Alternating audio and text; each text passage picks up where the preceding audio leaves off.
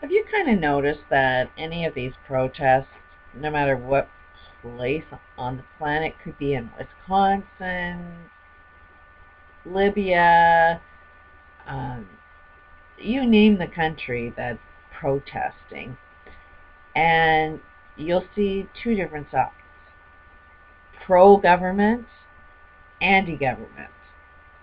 The ones that are in support of government are always the ones with the higher bank accounts. The ones that are against government are always the ones with lower bank accounts. Isn't that interesting? And who is more powerful? The few with all of the money or the many with less money? That's it seems to be the battle that we're playing with. And I kind of was interested in looking at Wisconsin's protest, the teachers.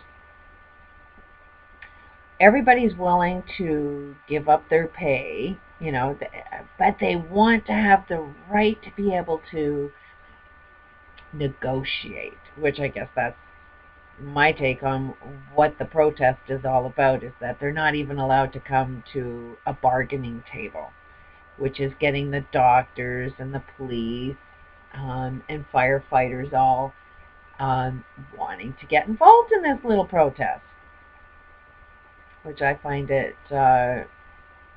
really ironic. Um, the police and firefighters, I guess, aren't included in this. Why? Because the rich really need the police. They need the protection. So they're not going to take anything away from the police. But isn't it smart that some of the police are saying, hey, if this could happen to them, then I'm probably next. So kudos on any of the police and firefighters that are actually joining hands with the rest of the human race. Anybody that doesn't support those who don't have as much, you're showing signs of intelligence, because you will be next. There isn't any money. I don't really get how anybody anywhere on this planet actually thinks they're going to come up with a solution using the same mindset that they got today. Like, you're bankrupt. There is no one country that is not bankrupt. Every single country on this planet is bankrupt. So you gotta claim bankruptcy. It's like, we don't want to do that. Nobody ever wants to claim bankruptcy. And it's like, that's what you gotta do. Claim bankruptcy and start all over again. But make sure that when you start all over again, you don't make the same mistakes.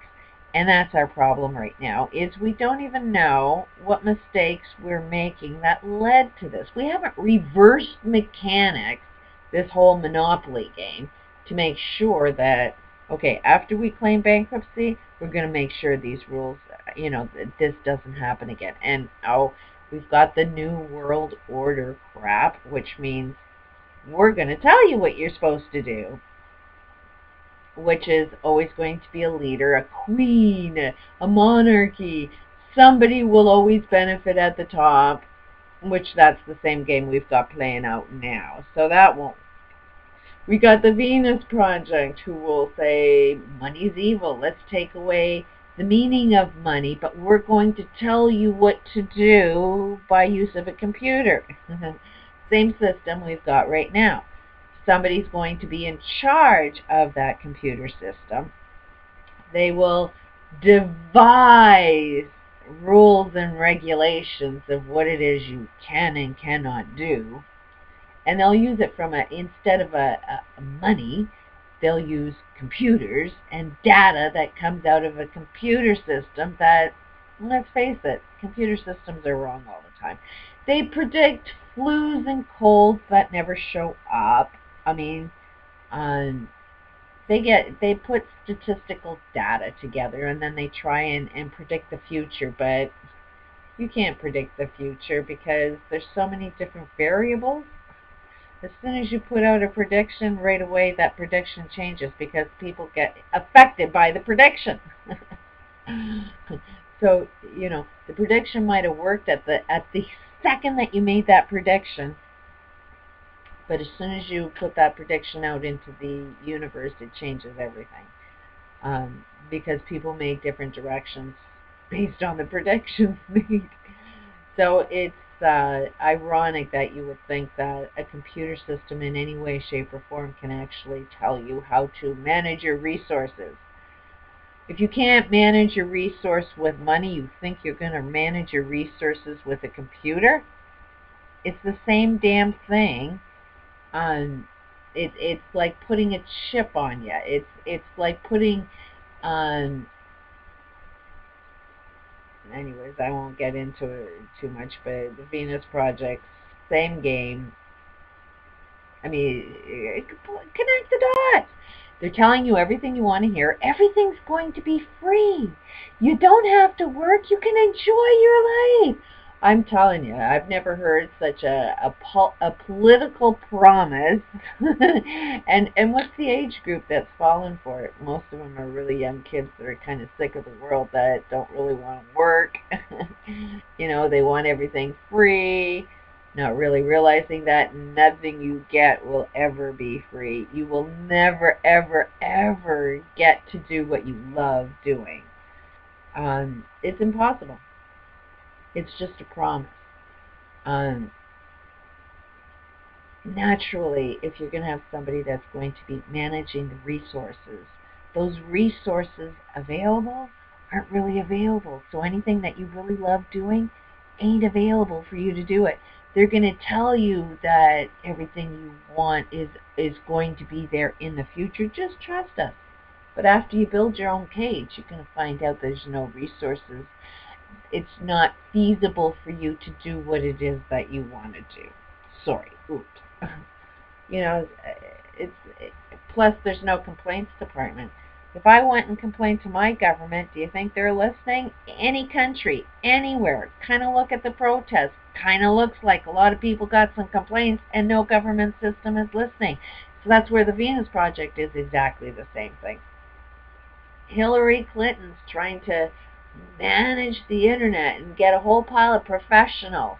Yeah, professionals that are willing to, they got cost-effective rules.